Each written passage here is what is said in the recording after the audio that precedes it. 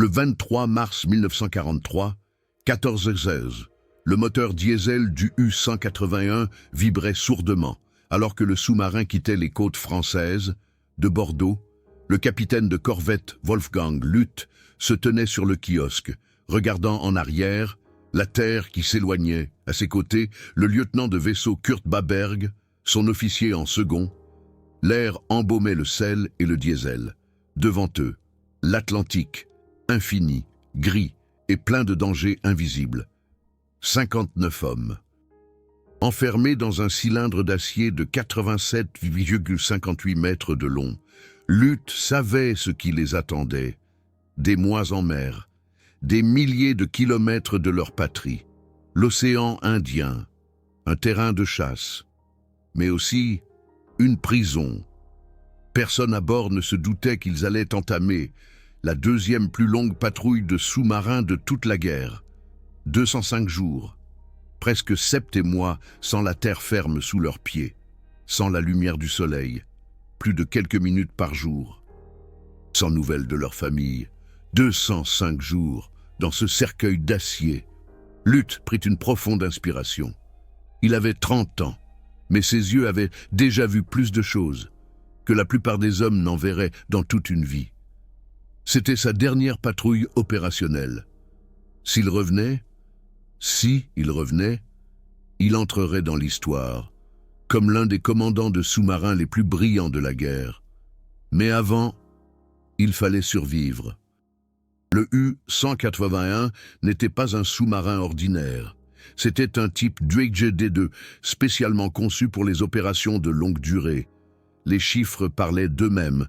1610 tonnes de déplacement en surface, 1799 tonnes en plongée, 4 moteurs diesel, développant une puissance totale de 5400 chevaux, et le facteur décisif, une autonomie de 31 500 miles nautiques à 10 nœuds.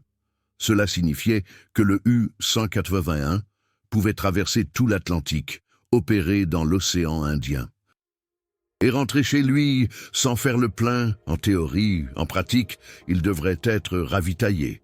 Mais cette capacité théorique distinguait le type Drake D2 de tous les autres sous-marins de la Kriegsmarine allemande. L'armement était respectable, 4 tubes lance-torpilles à l'avant, 2 tubes lance-torpilles à l'arrière, un total de 24 torpilles, un canon de 10,5 cm sur le pont pour les attaques en surface, 2 canons anti-aériens de 3,7 cm et 4 canons de 2 cm pour la défense aérienne. Sur le papier, une arme formidable, mais Luth savait, la véritable arme d'un sous-marin n'était pas sa puissance de feu, c'était l'invisibilité, la patience et les nerfs de son équipage. L'équipage du U-181, en mars 1943, était un mélange de vétérans et de jeunes hommes, à leur première patrouille. Luth avait lui-même sélectionné la plupart d'entre eux. Le lieutenant de vaisseau Baberg, 26 ans. Originaire de Hambourg, calme, méthodique, le second parfait, l'ingénieur en chef, le lieutenant Heinrich Broda, 32 ans. Un génie des machines, capable de tout réparer. Le maître principal, Franz Roh, 35 ans, l'homme le plus âgé à bord, un roc de stabilité, avait déjà survécu à 2 patrouilles sous les ordres de Luth. Mais il y avait aussi les jeunes. Le matelot Hans Wegner, tout juste 18 ans, d'un village de Bavière, n'avait vu la mer que lors de sa formation à Brest. Le radiotélégraphiste Johann Kessler, 20 ans, de Berlin, nerveux, intelligent, rêvait d'une carrière d'ingénieur après la guerre, 59 hommes, chacun avec sa propre histoire, ses propres peurs, ses propres espoirs. Luth considérait comme son devoir sacré de ramener ces hommes sains et saufs à la maison. Mais avant cela, il avait une mission, perturber la navigation ennemie dans l'océan Indien, couper les lignes de ravitaillement, menacer l'approvisionnement britannique de l'Inde et de l'Afrique du Sud. Les premières semaines furent la plus rude des épreuves. L'Atlantique en mars était implacable. Des tempêtes flagellaient le sous-marin. Les vagues se dressaient en murs d'eau, de 15 mètres de haut. Sur le kiosque, la garde était un cauchemar. Les hommes étaient attachés à leurs harnais de sécurité, tandis que l'eau glaciale les balayait. En dessous, ce n'était pas mieux. Le sous-marin roulait et tanguait. Les hommes s'accrochaient à tout ce qui pouvait les retenir. Les membres d'équipage inexpérimentés avaient le mal de mer, vomissaient dans des seaux, trop faibles pour tenir leur poste. L'air à l'intérieur devint rapidement vicié.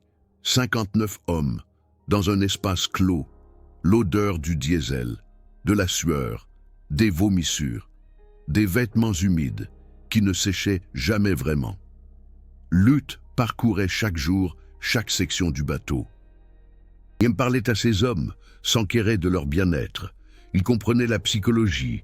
Au cours des premières semaines, les hommes devaient créer des liens entre eux, devaient apprendre à faire confiance au bateau, à la mer et surtout à leur commandant. Le 15 avril, 23 jours après leur départ, ils franchirent l'équateur. Lutte ordonna une cérémonie. Une ancienne coutume maritime, le baptême des hommes, qui traversèrent l'équateur pour la première fois. Neptune et sa cour montèrent à bord, interprétés par des vétérans de l'équipage. Les nouveaux venus durent se soumettre à diverses épreuves comiques, furent aspergés d'eau de mer, durent boire d'horribles mixtures. Tout le bateau riait. Pendant quelques heures, ils oublièrent où ils étaient. Ils n'étaient plus dans un cercueil d'acier, dans l'Atlantique ennemi. Ils étaient des marins, qui célébraient une tradition séculaire, le matelot Wegener. Le Bavarois de 18 ans fut particulièrement malmené, Neptune en personne, joué par le maître principal Rowe, avec une fausse barbe en cordage. Tonna, ce rat de cave, sans la bière bavaroise et les montagnes. Nous devons faire de lui un vrai marin. L'équipage hurla de rire. Wegener fut baptisé avec un mélange d'eau salée, de vinaigre et de poisson en conserve. Il toussa et cracha. Mais ensuite, il rit avec les autres. À partir de ce moment, il appartenait vraiment à l'équipage. Lutte observa depuis le côté, c'était important. Le moral n'était pas seulement la discipline et le devoir. Le moral, c'était la camaraderie, les expériences partagées, le rire, au milieu de l'obscurité. Fin avril, ils atteignirent les eaux, au large de l'Afrique du Sud. La véritable chasse commençait maintenant. La mission de Lutte était claire, guerre commerciale, couler les navires de transport ennemis, interrompre les voies de ravitaillement alliées entre l'Inde, l'Afrique du Sud et la Grande-Bretagne. L'océan Indien était immense, plus de 70 millions de kilomètres carrés. Trouver un seul sous-marin à l'intérieur revenait à chercher une aiguille dans une botte de foin, mais cela valait aussi dans l'autre sens. Lutte avait la liberté d'opérer, mais aussi le fardeau de trouver des cibles dans cet infini néant bleu. Les jours prirent une routine.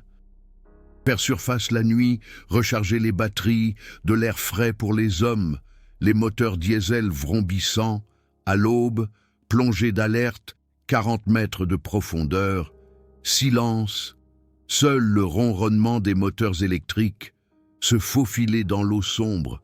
Écoutez, les opérateurs d'hydrophone avec des casques, concentrés, écoutant le bruit lointain des moteurs de navires, des heures de silence.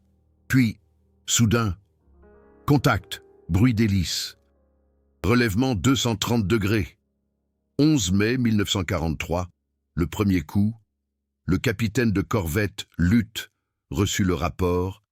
Un seul navire naviguant à la vapeur vers le nord-est. Lutte étudia la carte marine, probablement un cargo, en route d'Afrique du Sud, vers l'Inde. Il donna des ordres. Poste de combat. Le sous-marin s'éveilla à la vie. Les hommes coururent à leur poste. La salle des torpilles à l'avant préparait les torpilles. Le capitaine de corvette Lutte se dirigea vers le périscope. Il tourna lentement, scrutant l'horizon. Là, Un navire de taille moyenne, peut-être 5000 tonnes. Une traînée de fumée s'échappait de la cheminée. Une route en zigzag, une précaution contre les sous-marins. Lutte calcula, vitesse, distance, cap, des mathématiques mentales, affinées par des années d'expérience. Préparer le tube 1, distance 2000 mètres. Lutte attendit, plus près, 1500 mètres. Le moment parfait, feu.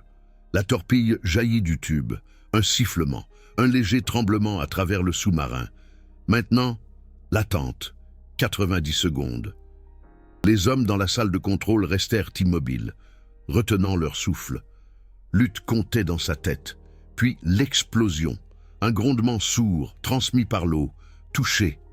Lutte regarda à travers le périscope. Le navire, le Tinao, un cargo de 5242 tonnes, avait une plaie béante sur le côté tribord. Il commença à couler. Lutte observa, vit des hommes mettre des canaux de sauvetage à l'eau. Il ne ressentit aucune joie, seulement du professionnalisme.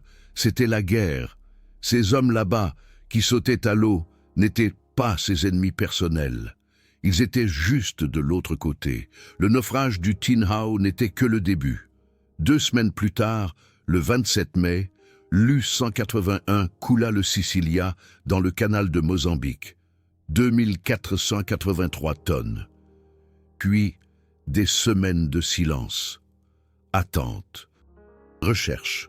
L'océan Indien était vide, énormément vide. Les jours passaient sans un seul contact visuel. La routine devint écrasante. Réveil dans une couchette étroite. Service de quart. Nourriture en conserve. Les mêmes visages tous les jours. La même odeur. Les mêmes bruits. Les hommes commencèrent à s'irriter. De petites disputes éclatèrent. Quelqu'un avait utilisé le savon de quelqu'un d'autre. Un autre ronflait trop fort. Des choses triviales, mais dans l'exiguïté du sous-marin, elles devinrent des crises. Lutte vit les signes. Le moral était en danger. Il devait agir. 21 juin 1943, un moment décisif. L'U-181 atteignit un point de rencontre convenu à l'est de l'île Maurice. Là attendait le Charlotte Schliemann, un navire de ravitaillement allemand, 7000 tonnes. Le navire avait été détourné des ports occupés, spécialement équipé pour ravitailler les sous-marins en haute mer. Lutte ordonna de faire surface. Le soleil éblouissait après des semaines sous l'eau. La mer était calme, presque lisse. Le Charlotte Schliemann était là, une bouée de sauvetage flottante. Les 12 heures suivantes furent intenses. Des tuyaux furent connectés, du diesel pompé dans les réservoirs de l'U-181. Des torpilles furent transférées, un travail lourd et dangereux sur le pont qui tanguait. Des aliments frais, pain, légumes, viande. Des produits de luxe, inestimables sur un sous-marin. Du courrier de la maison, 59 hommes se pressaient, attendant des lettres. Le matelot Wegner reçut une lettre de sa mère. Il la lut avec les larmes aux yeux. Son père était décédé d'une maladie. Wegner resta assis là, sur le pont du sous-marin, à des milliers de kilomètres de Bavière, et pleura pour un père qu'il ne reverrait plus jamais. Le maître principal, Raoult, posa une main sur son épaule. Pas de mots. Seulement de la présence, c'était de la camaraderie. Mais Lutte reçut aussi d'autres nouvelles du Charlotte Schliemann. La guerre ne se passait pas bien. Stalingrad était tombé, l'Afrique du Nord perdue. Les Alliés bombardaient les villes allemandes. Les sous-marins étaient coulés dans l'Atlantique à des rythmes alarmants. Nouvelles technologies alliées, radars, sonars, porte-avions d'escorte, avions à longue portée. Les jours glorieux des meutes de loups étaient révolus. Lutte garda ces informations pour lui. Ses hommes devaient rester concentrés, le doute était mortel. Quand l'U-181 quitta le Charlotte Schliemann et replongea dans l'immensité de l'océan Indien, Lutte sentit le poids de la responsabilité. Ses 59 hommes lui faisaient confiance. Il devait les ramener à la maison. Juillet 1943 apporta le succès. 15 juillet, Empire Lake, 6828 tonnes, coulées à l'est de Madagascar. 16 juillet, Fort Franklin, 7134 tonnes, coulées dans la même région. Deux grands transporteurs en 24 heures, Luth utilisa une tactique classique. Il positionna l'U-181 le long d'une route maritime connue et attendit. La patience était la plus grande vertu d'un commandant de sous-marin. Le naufrage du fort Franklin fut particulièrement dramatique. Luth attaqua au crépuscule, en surface, avec le canon de pont. Le canon de 10,5 cm tonna, obus après obus. Le fort Franklin essaya de riposter, avait un canon de pont, mais les tirs étaient sauvages, imprécis. Les canonniers de l'U-181 étaient des professionnels. Après 20 minutes de bombardement, le fort Franklin brûlait. Luth vit l'équipage monter dans des canots de sauvetage. Il communiqua leur position aux navires alliés à proximité. Luth était un guerrier, mais pas un assassin. Si possible, il donnait aux naufragés une chance. Mais c'est le mois d'août qui ferait entrer la patrouille dans les livres d'histoire. 4 août, Dalfram, 4558 tonnes, coulées à l'est de Madagascar. 7 août, Umvuma, 5204 tonnes, coulées dans la même région. 9 août, alors que l'U-181 était encore en patrouille, Luth reçut un message radio directement du grand amiral Dönitz. Le Führer lui avait décerné la croix de chevalier de la croix de fer avec feuilles de chêne, épée et diamants.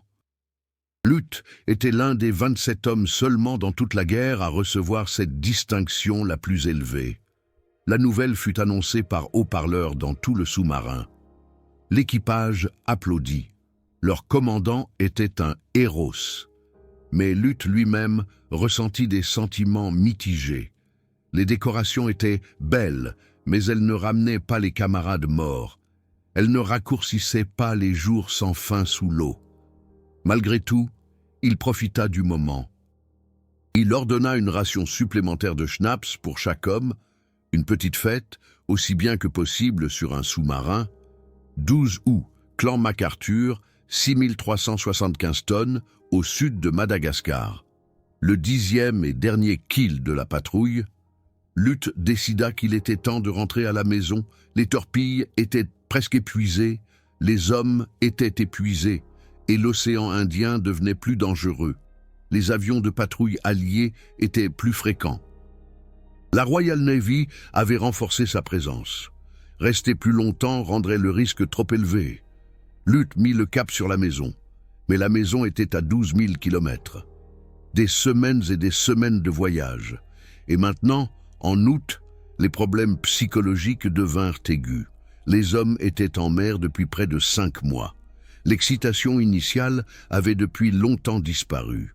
La camaraderie avait des fissures. Les espaces confinés et la monotonie mettaient à rude épreuve les nerfs les plus solides. C'est là que se manifesta le génie de Luth en tant que leader. Il avait introduit diverses innovations pendant la patrouille pour maintenir le moral. La plus célèbre était le journal de bord, la perle pétillante. Chaque jour, une feuille d'une page était écrite à la main, avec des nouvelles sur le sous-marin, des blagues, des énigmes, des vœux d'anniversaire. Luth lui-même écrivait souvent des articles. Le journal était affiché partout dans le sous-marin. Les hommes lisaient, riaient, discutaient. C'était une fenêtre ouverte sur une normalité, d'ordinaire inatteignable. Luth organisait également des compétitions. Qui pouvait faire le plus de pompes? Qui gagnait le tournoi d'échecs? Qui devinait en premier l'énigme de la semaine? De petits prix, du chocolat supplémentaire, une cigarette de plus. Un après-midi sans quart, trivial, mais significatif dans l'univers du U-boot, Luth régulait aussi strictement l'hygiène et la santé, inspection régulière, obligation de faire des exercices de gymnastique, même dans l'espace confiné, contrôle de l'alimentation, du tabagisme et même de la lecture. Luth interdisait les posters de pin-up, n'autorisait que certains livres. Certains membres de l'équipage trouvaient cela paternaliste, infantilisant. Mais la majorité lui faisait confiance. Ils voyaient que tout ce qu'il faisait servait leur bien-être. Début septembre, U-181 était en mer depuis plus de 5 mois. Le voyage de retour à travers l'Atlantique était épuisant. Les patrouilles aériennes alliées étaient omniprésentes. À plusieurs reprises, U-181 a dû effectuer des manœuvres de plongée d'urgence lorsque des avions sont apparus à l'horizon. Une fois, le 8 septembre, le sous-marin a été surpris par un hydravion britannique Sunderland. L'avion a plongé depuis une trouée dans les nuages, arrivant en vol rasant. Lutte hurla « Alarme! À la arme !» Les hommes se précipitèrent à travers les écoutilles. Les canonniers de la flak restèrent en arrière, tirant désespérément sur l'avion qui approchait. Le Sunderland largua des grenades sous-marines. Les explosions étaient proches, trop proches. U-181 plongea à la dernière seconde. Les grenades sous-marines explosèrent au-dessus d'eux. Tout le sous-marin trembla. Les ampoules se brisèrent. Les hommes furent jetés au sol. Dans la salle des machines, le lieutenant de vaisseau broda, cria « Fuite dans la section 4 !» De l'eau s'infiltrait, un mince filet, mais à 50 mètres de profondeur. Chaque fuite était potentiellement mortelle. L'équipage travailla fiévreusement. Coins de bois, chiffons, réparation provisoire. Après 20 minutes, la fuite fut colmatée. Lutte fit descendre le sous-marin à 80 mètres, à l'abri d'autres attaques. Ils restèrent là pendant 4 heures, entendant par hydrophone le Sunderland tourner, cherchant. Puis, le silence. L'ennemi était parti, mais l'incident avait ébranlé l'équipage. Ils étaient vulnérables. La mort était proche. Le matelot Wegener, le jeune Bavarois, était assis dans sa couchette et tremblait. Le maître principal Raoult le trouva, s'assit à côté de lui. « Nous sommes encore là, jeune homme. Nous sommes encore en vie. C'est ce qui compte. Les dernières semaines furent les plus dures. Octobre. Presque 7 mois en mer. Les vivres se faisaient rares. Plus de pain frais depuis des semaines. Seulement des conserves, et même celles-ci étaient rationnées. L'eau pour la toilette était limitée à un demi-litre par homme et par semaine. Les hommes sentaient à mauvais. Leur peau était pâle, presque grise. Par manque de lumière du soleil, les barbes avaient poussé, mal entretenues, sales. Les vêtements étaient en lambeaux, couverts de graisse, jamais correctement lavés. Les maladies se propageaient, problèmes gastro-intestinaux, maladies de la peau, carence en vitamines. Le médecin du sous-marin, le médecin-chef Werner Müller, faisait ce qu'il pouvait avec des moyens limités, mais il n'était pas un magicien. Lutte lui-même avait l'air épuisé. Le poids du commandement l'avait marqué, mais il ne devait montrer aucune faiblesse. Il passait chaque jour dans le sous-marin, parlait aux hommes, encourageait, motivait. Encore quelques semaines, les gars. Ensuite, nous serons à la maison, de la bière à Hambourg, des femmes à Berlin, des montagnes en Bavière. Tenez bon. 14 octobre 1943, 205 jours après le départ. La côte française apparut en vue. Brest, le foyer. Lutte se tenait sur la tourelle. À côté de lui, les hommes du dernier quart. Le soleil se couchait, colorant le ciel d'orange et de rouge. L'eau scintillait. C'était beau, paisible, irréel, après des mois d'obscurité et de danger. Lorsque U-181 entra dans le port, une foule attendait, fanfares, drapeaux, officiers en grand uniforme. Le grand amiral Dönitz en personne était venu les accueillir. L'équipage d'U-181 monta sur le pont, émacié, barbu, sale, mais droit. Ils avaient survécu. 205 jours, 10 navires coulés, 45 331 tonnes. La deuxième plus longue patrouille de sous-marins de toute la guerre. Seule une patrouille d'U-196 en 1944 serait plus longue. Les hommes débarquèrent, certains pleurant de soulagement. Les familles se précipitèrent, serrant dans leurs bras leurs fils, leurs frères, leurs maris. Le matelot Wegener vit sa mère dans la foule. Elle courut vers lui, le serra contre elle. Il était de retour. Mais l'histoire d'U-181 et de Wolfgang Lutte ne doit jamais être oubliée, car elle nous enseigne quelque chose de profond sur le leadership, la persévérance et la capacité humaine à survivre dans des conditions extrêmes. 205 jours dans un cylindre d'acier, entouré de morts, isolé du monde. Comment tenir le coup? La réponse de Lutte, par l'attention, la structure, le partage d'expériences. Le 17 décembre 1943, 2 mois après le retour. Lutte donna une conférence devant des officiers d'état-major de la marine à Weimar. Le titre, « Problème de leadership lors de longs voyages en sous-marin ». Cette conférence, encore conservée dans les archives aujourd'hui, est un chef-d'œuvre de psychologie. Lutte décrivit en détail les phases que traverse un équipage. La première phase, excitation, adrénaline, fièvre de la chasse. La deuxième phase, routine, début d'ennui. La troisième phase, crise, irritabilité. Effondrement de la discipline. La quatrième phase, soit l'effondrement, soit l'acceptation et le renouvellement du lien. Lutte expliqua comment un commandant doit naviguer dans chaque phase.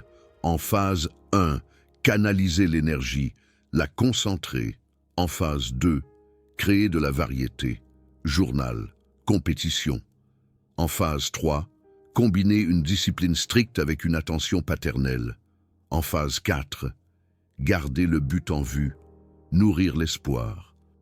Ces principes étaient révolutionnaires. Après la guerre, les marines du monde entier étudièrent les méthodes de lutte, l'US Navy, la Royal Navy, et même la marine soviétique intégrèrent ces idées dans leur programme de formation de sous-mariniers. Le journal de bord, que Lutte avait introduit sur U-181, devint la norme sur de nombreux sous-marins. La prise en charge psychologique de l'équipage devint une discipline à part entière. L'héritage de Lutte n'est pas seulement les 10 navires qu'il a coulés, c'est la vie qu'il a sauvée, celle de ses propres hommes. Si ces vérités historiques vous importent, soutenez-moi avec Super Thanks de YouTube, le cœur doré en bas. Chaque Super Thanks me permet de passer des semaines dans les archives, de numériser des documents rares, d'interviewer les derniers témoins, avant qu'ils ne disparaissent à jamais. Aidez-moi à préserver ces histoires pour les générations futures, car si nous oublions, nous sommes condamnés à répéter. Mais nous devons aussi parler de la fin. L'histoire de Wolfgang Lutte se termine tragiquement. Après la patrouille d'U-181, il reçut des affectations à terre. Il devint commandant de l'école navale de Murvik, à Flensburg, le 13 mai 1945, 5 jours après la capitulation allemande. Lutte fut abattu par un poste de garde allemand. C'était un accident. Une confusion dans l'obscurité. Le factionnaire, un jeune soldat, nerveux en ces jours chaotiques de l'après-guerre, aperçut une silhouette dans l'obscurité et feu. Lutte mourut sur le coup, à 33 ans. L'un des commandants de sous-marins les plus brillants de la guerre, tué non pas par l'ennemi, mais par un tir ami. Un accident insensé. L'ironie était cruelle. Il avait survécu à 15 missions de guerre, avait opéré dans l'Atlantique. Au large de l'Afrique, dans l'océan Indien, avait parcouru des milliers de milles sous les eaux hostiles. Et puis, sur le sol allemand, en temps de paix, il fut tué. Les funérailles de Lutte furent l'une des dernières cérémonies militaires du Troisième Reich. Le grand amiral Dönitz, devenu entre-temps brièvement président de l'Allemagne en ruine, prononça l'éloge funèbre. Des centaines de matelots formaient une haie d'honneur. Lutte fut enterré avec les honneurs militaires complets, mais le monde qu'il avait connu était révolu. L'Allemagne était en ruine. La Kriegsmarine n'existait plus. Les sous-marins avaient été coulés ou remis aux Alliés. La patrouille de 205 jours, autrefois célébrée comme un acte d'héroïsme, n'était plus qu'une note de bas de page dans l'histoire d'une guerre perdue. Mais pour les 59 hommes qui avaient été avec Lutte sur l'U-181, c'était plus que cela. C'était l'expérience déterminante de leur vie. Dans les années d'après-guerre, certains d'entre eux se retrouvaient régulièrement. Ils parlaient de la patrouille, se souvenaient de la camaraderie, de la peur, des jours sans fin sous l'eau. Le matelot Wegener, le jeune Bavarois, devint enseignant après la guerre. Il ne parlait jamais beaucoup de son temps à bord de l'U-181, mais dans son bureau était accrochée une photo. L'équipage de l'U-181. Prise à Bordeaux en octobre 1943. Après le retour, 59 hommes, épuisés, mais vivants. Chaque fois que Wegener regardait la photo, il se souvenait des mots du maître principal Rowe. « Nous sommes encore vivants. » C'est ce qui compte. L'U-181 lui-même survécut à la guerre. En mai 1945, il fut remis aux Japonais à Jakarta, en Indonésie. Les Japonais le rebaptisèrent I-501 et tentèrent de l'utiliser. Mais lorsque la guerre prit fin en août 1945, l'I-501 se trouvait dans le port de Kobe, au Japon. Les Alliés en prirent possession. En avril 1946, le sous-marin fut coulé dans le cadre de l'opération Deadlight, avec des centaines d'autres sous-marins allemands. Les Alliés ne voulaient pas que cette technologie survive. L'U-181, le sous-marin capable de parcourir 31 500 milles marins, qui avait survécu 205 jours en mer, qui avait coulé 10 navires ennemis. Eux furent remorqués en eau profonde et détruits avec des explosifs. Il repose maintenant quelque part au fond de la mer, un cercueil d'acier, un monument d'une époque révolue. Mais l'histoire qu'il raconte, elle, perdure. Que pouvons-nous apprendre de la patrouille de 205 jours de l'U-181 ? Premièrement, que l'endurance humaine est inouïe lorsqu'elle est correctement gérée. Lutte comprenait que la technologie ne suffit pas. Le meilleur sous-marin du monde est inutile si l'équipage s'effondre. Il investissait dans ses hommes, éducation, santé, morale, communauté. Il ne les traitait pas comme des outils, mais comme des êtres humains. Deuxièmement, que le leadership dans des situations extrêmes exige à la fois force et empathie. Lutte n'était pas un commandant faible. Il était strict, exigeait une discipline absolue. Mais il se souciait aussi de chaque homme. Cet équilibre entre autorité et sollicitude est l'essence d'un grand leadership. Troisièmement, que l'innovation naît souvent de la nécessité. Le journal de bord, les concours, les techniques psychologiques. Lutte n'a pas inventé cela par intérêt abstrait. Il les a inventés parce qu'il le devait, parce que l'alternative était l'effondrement. La créativité sous pression est l'une des compétences humaines les plus précieuses. Aujourd'hui, plus de 80 ans plus tard, presque tous les membres d'équipage de l'U-181 sont morts. Les derniers vétérans sont décédés au début des années 2000. Leurs voix se sont éteintes, mais leur histoire demeure. Dans les académies militaires, le discours de Weimar de Lutte est encore lu. Dans les écoles navales, ces méthodes de leadership sont étudiées. Les psychologues qui étudient l'isolement et la dynamique de groupe citent la patrouille de l'U-181 comme une étude de cas. Les astronautes qui passent des mois sur la Station spatiale internationale s'entraînent avec des principes qui proviennent indirectement de Lutte. Les parallèles sont évidents. Isolement, espace confiné, dépendance au travail d'équipe, pression psychologique. L'ISS est un cylindre d'acier dans le néant, tout comme l'U-181 était un cylindre d'acier dans l'océan. Les leçons se transmettent. Qu'est-ce qui vous a le plus impressionné dans cette histoire ? De nombreux spectateurs ont partagé des histoires de famille incroyables, des grands-pères qui ont servi sur des sous-marins, des lettres qui ont traîné des décennies dans des tiroirs, des souvenirs d'hommes qui n'ont jamais parlé de la guerre, mais dont les yeux se fermaient quand le sujet était abordé. Partagez vos histoires de famille de cette époque ci-dessous. Chaque commentaire est un morceau d'histoire que nous préservons ensemble.